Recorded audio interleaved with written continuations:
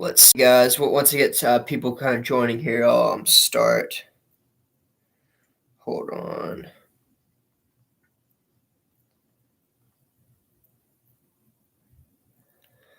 All right, guys. What's up? So I want to do a video. Right now we've seen a turn in the polls for sure. I was just looking at the Real Career Politics latest polls, and I think we have seen some stability in the polls for the incumbent president.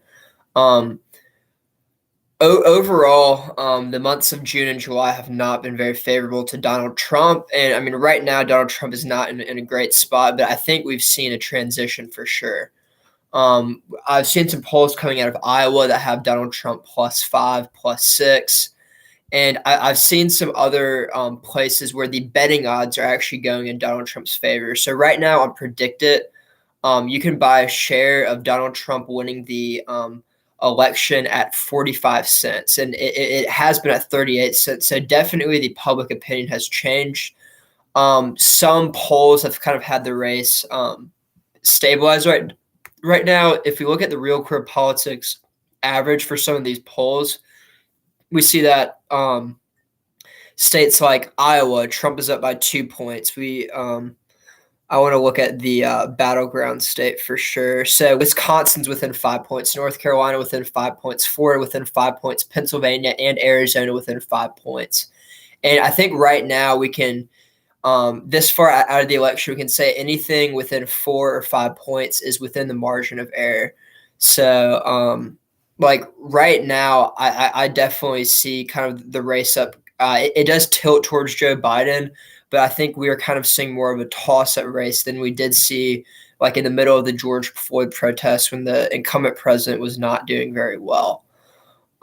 So I definitely think we're seeing more of kind of the maybe some swing voters who typically are more conservative, who voted for Trump in 2016, who are maybe more skeptical, maybe coming back to the incumbent president just because of kind of the radical nature of the kind of these protests, these rioters. That's one thing that the Trump campaign has been increasingly trying to highlight, and I think that they have been successful in it to a small degree up recently. So if y'all have any questions in the comments, that's mainly what I wanted to go live. I didn't want to do a video today. I wanted to try out the live feature.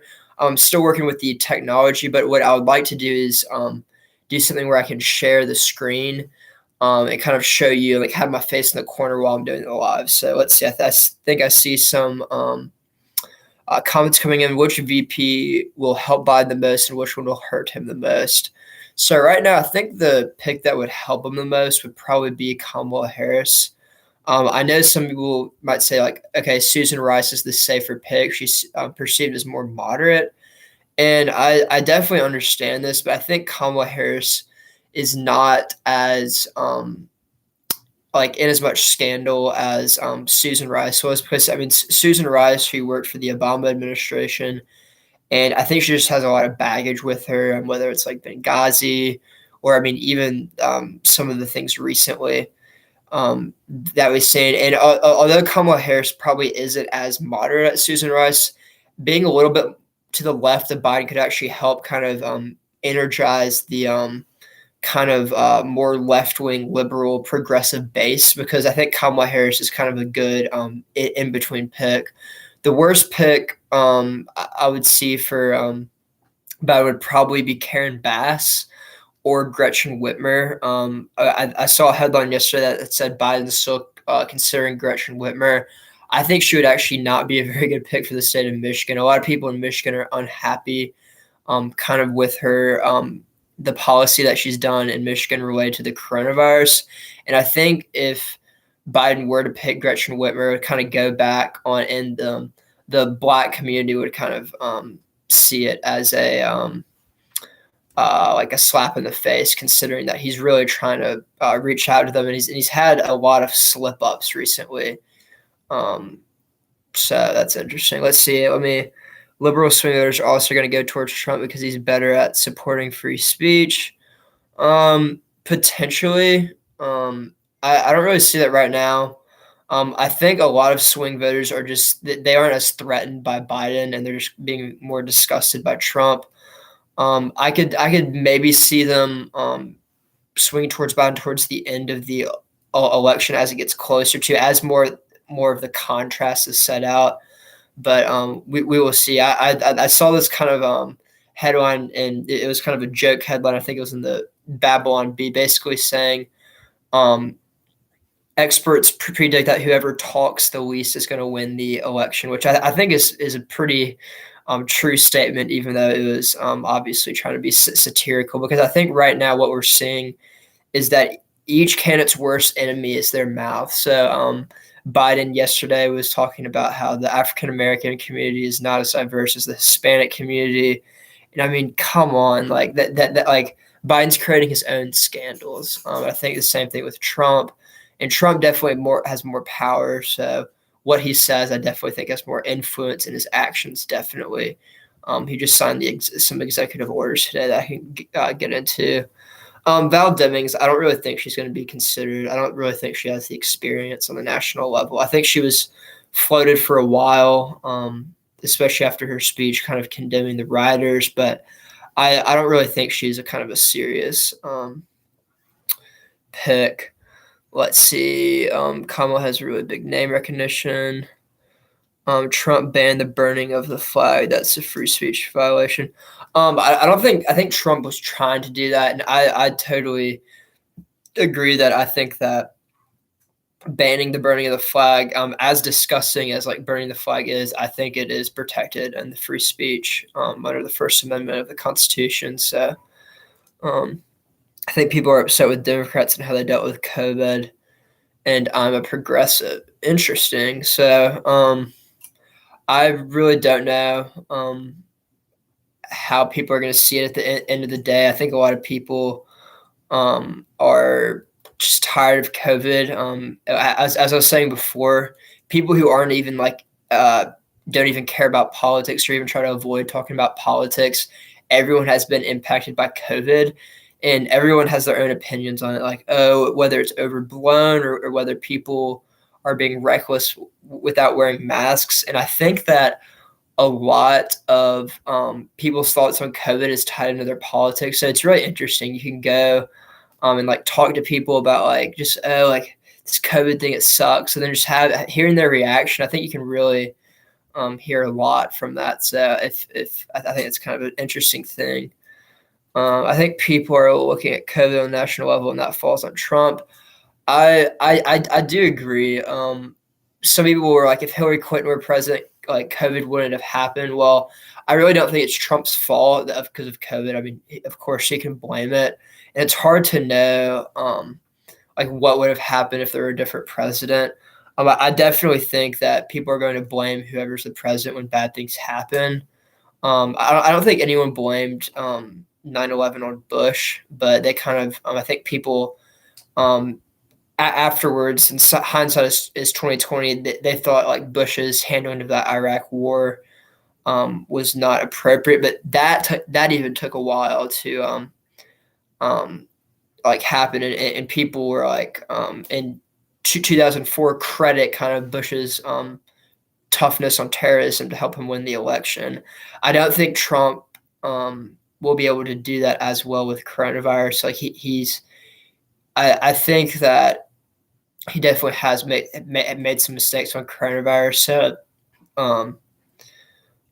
So yeah. But Bush didn't know. Yeah, of course Bush didn't know about 9/11, so he couldn't have anticipated that. Let's see. I'm getting less people as I did the other day, so I might end this live stream pretty soon. But if y'all have any questions right now, I'd love for y'all to ask them. Like I was saying before, I'm really trying to figure out how to do where I can put my screen on it too, so I can just do like my normal videos and maybe schedule it like 2 or 3 times a week, just so that y'all can kind of like ask questions and have it more as an interactive landscape here. So one thing that's been really interesting is when I'm looking at the betting odds, Trump has actually really improved in like states like North Carolina and Florida. on the predicted right now are like 53 and 57 cents a piece, which I think is really interesting because they have been in the 60s. So it's even though the polling isn't there to suggest that really Trump has a chance in some of these states yet, I think public perception is kind of turning on Biden right now, and there's kind of more of a surge with Trump. Um, let's see. Do you think polls are catching uneducated white voters this year? I think that was missed in 2016. I've read some reports, and I've read like some of the major pollsters, like Quinnipiac, like in some of these like news organizations, like Fox News and CNN. They hire different pollsters. They have said that they've changed their methodology. They've asked um, like people, just like the random people that they ask, like whether they think their neighbor is going to vote for Trump, and this is kind of supposed to be a better marker to kind of see if like the shy voter effect, because I think that is one thing that the pollsters missed in 2016 definitely, is they kind of underestimated the uneducated white voter. And I don't mean that in a disparaging way. I'm just using the words of shoop to hoop. But yeah, kind of like what's perceived as Trump's base, these people typically don't vote. Or I mean, and sometimes they do vote, but there's definitely a resurgence of the voting, and I don't really think that the polls really captured that. And I think the polls are capturing that a little better, but I still think there could be a potential for the polls to be off. I don't think the polls will be as off as they were in 2016, because on the state level, the polls are actually fairly off. Like in Wisconsin, the polls were off by 7 points. Ohio and Iowa, they were up by like 5 and 7 points respectively. So, I mean, there's definitely room for Trump to win, even right now, if the polls are enough off. Let's see. Alan Whitman says debates and campaigning isn't as important at the keys. Agree or disagree? I definitely disagree. I think that the debates will be very, very important this year. Like I think that how Biden performs in the debates is going to be a huge determinant of the election. Biden really hasn't been grilled in very many interviews. Like he hasn't even done an interview with Fox News, and he's done very, very few interviews, even with CNN or MSNBC. And we've seen that the few interviews that he does, he kind of flubs, and that has really hurt his campaign. So I think that the debates, there'll be three of them. Trump wants more, obviously, because he's down in the polls and he thinks that he can leverage the debates in his favor. But I really think the debates will be even more important than the 13 keys that Alan Lichtman always talks about. Do you think Biden will debate Trump? I think he will, for sure. I think the Biden campaign came out again and said that, yes, we are going to debate Donald Trump. There's been a lot of news stories, even a New York Times article that said that Biden should not debate Trump because he hasn't released his tax returns, because there's not going to be fact checkers, because Trump's going to distort the truth. Well, I think it will look even worse for Biden if he doesn't even show up to the debates, for sure. Let's see. I hope Biden stops Trump's resurgent. Yeah, and one thing that was said in my past video is that I don't agree how like Alan Lichtman entirely judged the keys. He said that Trump was not charismatic, which I tend to disagree with. And one thing he also said is that Trump has not had any foreign policy successes. And I definitely think this depends on like how you judge that. And I really don't think anyone's going to be voting in 2020 based on foreign policy. I think there's a lot more pressing matters in the minds of voters. So like I think some things that are going to be emphasized a lot are kind of domestic issues. For example, kind of the like Black Lives Matter things and like free speech. So I definitely think that there's a lot of things that will be like more focused on than foreign policy. So I definitely think that Alan Lichtman kind of choose these keys a little subjectively. So I don't know how much. I understand he does have a pretty good track record, But I mean, it's kind of a coin flip. I mean, it's even easier to predict than a coin flip. I mean, if anyone predicted like John McCain winning in 2008, I mean, I think you'd kind of be an idiot to do that. And I don't think it's really hard to predict that like Barack Obama would win in 2008, and also like he predicted that Donald Trump was going to win the popular vote in 2016, which was obviously not the case. Let's see. Yeah, I'm really excited for the debates. I'm gonna hope to do kind of a live video afterwards, kind of analyzing them. I think they will be the most watched debates in history because I think a lot of eyes will be on Biden and Trump. I think Trump definitely could be a little bit over aggressive, and that could hurt him. So I think Trump's going to try to get after Biden hard, like he did Hillary Clinton. I think Trump was pretty successful in 2016. I don't think the debates really moved the election a lot in 2016. I think there were a lot more pressing things that got a lot more media attention. However, in 2020, I think the debates will be like the most important part of the election. I think there is the potential that there could be some October surprises, but I don't think any October surprise is going to outdo kind of what the Access Hollywood tapes did to Trump in 2016 or the Comey letter about Hillary Clinton's emails in October of 2020. I think a lot of kind of what you would see as the typical October surprises have already been tried right now. But obviously, I don't know the future, so we could see some October surprises. I will watch Lichtman's interview with Smirkotnish, so I haven't watched that yet. 77 of Bernie supporters are voting for Biden. I don't know where that's coming from. I think in 2016 it was about like 80%. But I would say I do think Bernie supporters are more united in defeating Trump in 2020 as they were in 2016. I think a lot of the diehard Bernie supporters just did not come out to vote for Hillary Clinton in 2016. Let's see. I think if Biden.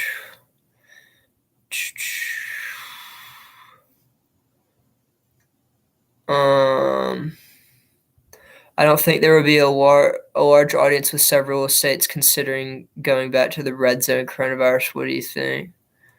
What role will Biden?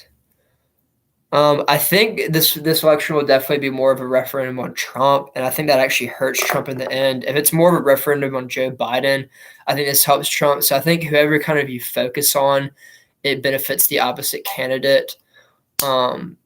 So I think that'll definitely be interesting. So do you think Biden's the most progressive candidate since FDR?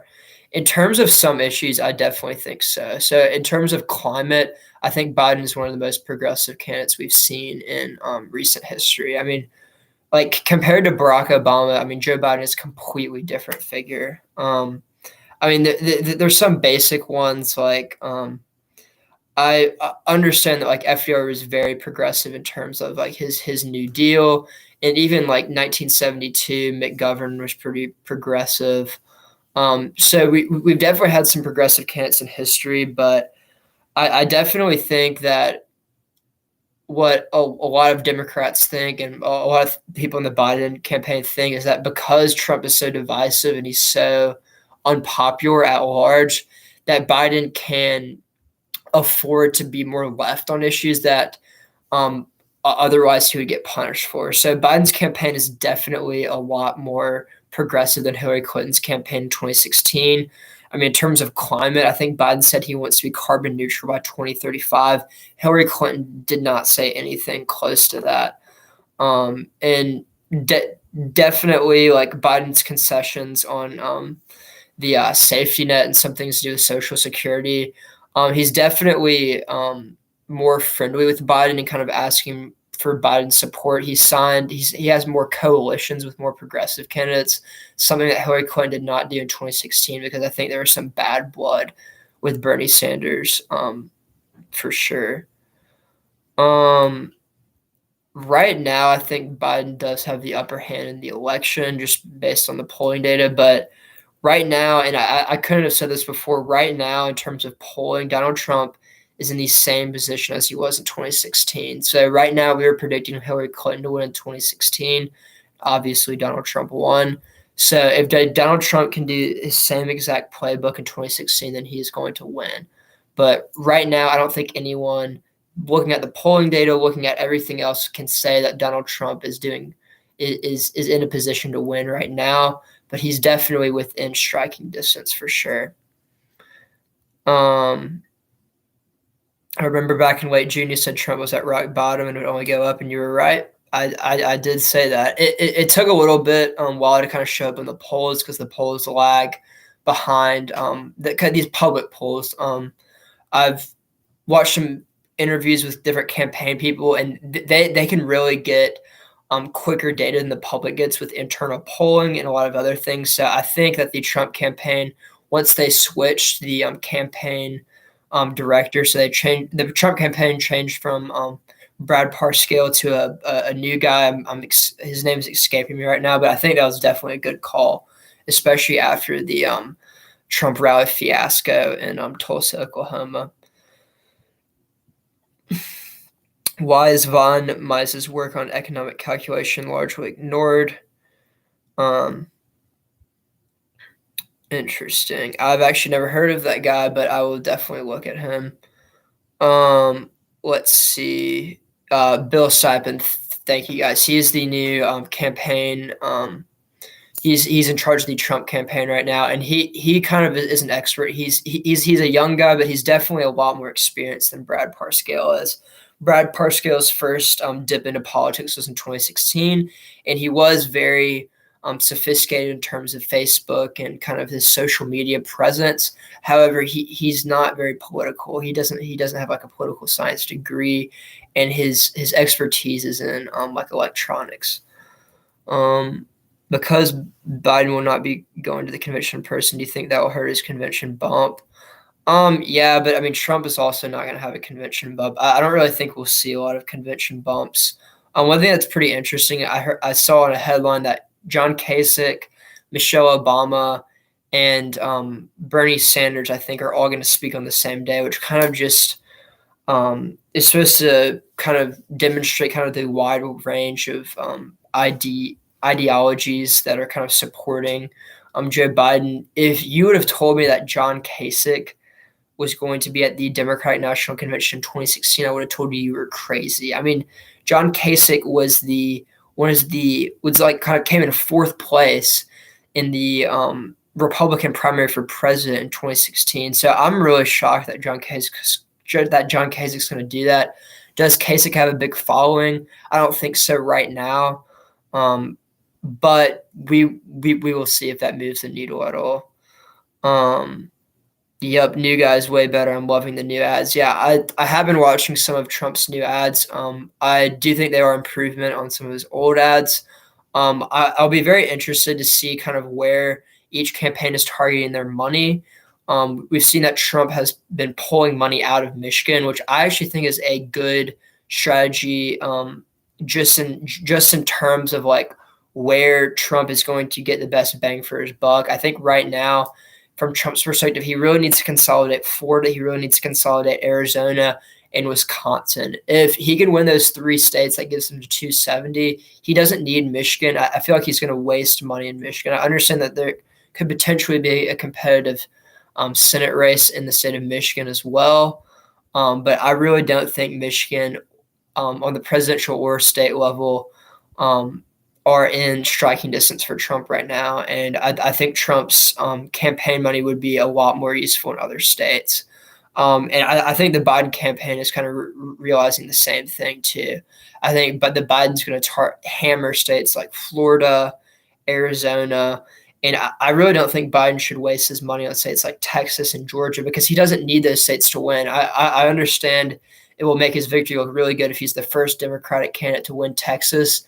But if he's really laser focused on winning, then the Biden campaign should not even mess with Texas because I still think Trump's going to win Texas, and he's blowing money in Texas. Thoughts on the Lincoln Project? What I've been surprised is like the Lincoln Project was supposed to be kind of branded as the conservatives against Trump. And I really think that their leadership has been more liberal, and I think they've kind of just become more of a liberal super PAC that's just trying to appeal to the liberal base, kind of under the guise that they're disaffected conservatives. The Lincoln Project gets a ton of attention on Twitter. I mean, they're a huge Twitter presence. Whether they're going to move the needle much, I kind of doubt it. I think what the kind of their main concern right now is just getting funding, and they're not getting funding from conservatives. I mean, they're getting some funding from conservatives, but I think they're getting a lot more funding from Democrats and people who are already going to be voting for Biden. So I'll definitely keep on looking at their ads. I think their ads are very provocative and they're very well funded. We're going to see a lot of their ads on TV, but I'll be interested to see how much they actually affect things. And you have different focus groups and different things to measure the effectiveness of different ads. So I'll be very interested to look at those. And I'm sure each campaign will be hiring consultants to do that work. I honestly think Trump's best route through the Rust Belt is Pennsylvania. I think that's pretty interesting. I would either say Pennsylvania or Wisconsin. Right now, Trump's actually doing better in Pennsylvania than Wisconsin. I'd always thought Wisconsin would be easier for Trump just because of the 2018 midterms. The Republicans did a lot better than expected. Scott Walker only lost by 1.5 points in a Democrat wave year. Pennsylvania does have a lot more electoral votes. And just looking at it geographically, Pennsylvania does have like a lot bigger population, more rural counties. They do have Philadelphia, which can, or Pittsburgh, which can all like those urban areas are definitely heavily Democratic. But I do think that the Trump campaign should invest a lot of money in Pennsylvania, probably more than in Wisconsin, just because it's more electoral votes. And if they win Pennsylvania, and win both of the electoral votes in Maine and Nebraska and Florida, they can afford to lose Arizona and still get to 269. And I've done a video on this in the past, but if it's a 269, Trump would actually win just based on how they do that on the constitutional level. They go state by state, and Trump would have over 25 states. In my opinion, I think Trump has a better chance. And yeah, where's your source that Trump is surging? I mean, just look at the polls that are coming out recently. Also look at the betting odds. I've referenced this before. Predict It. Trump was at 38 cents a share. Right now he's at 45 cents a share. So the public opinion is definitely changing. And I think it's more just because I think Trump was just going down. I think he's hit rock bottom. I think he's slowly ticked up. He hasn't ticked up to where he was pre-coronavirus. He's not even close to there, but I think people see that Trump is trending in the right direction. Yeah, with the Lincoln Project, yeah, you don't really see very many conservatives. I was surprised at the leadership of the Lincoln Project. I thought they were going to try to have more conservatives on it, but really, it's not really full of conservatives at all. How close do you think Rasmussen's poll? No. Well, I mean, Rasmussen is just not typically a reliable poll, just in general. They got the 2018 midterms completely wrong. I understand that in 2016 they were kind of one of the few outliers that predicted Trump would win.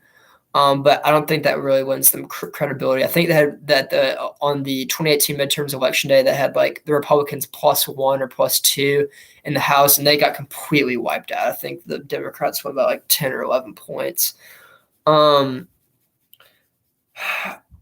In terms of the black vote, yeah, I mean, Biden, in terms of his like history with some of the statements he's made, is definitely not going to be.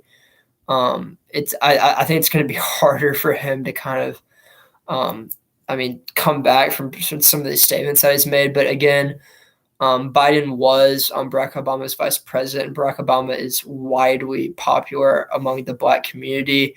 And like the black Democratic voters are what saved Biden in the Democratic primary in South Carolina, in Alabama, all across the South. Those are the voters that were most loyal to Joe Biden.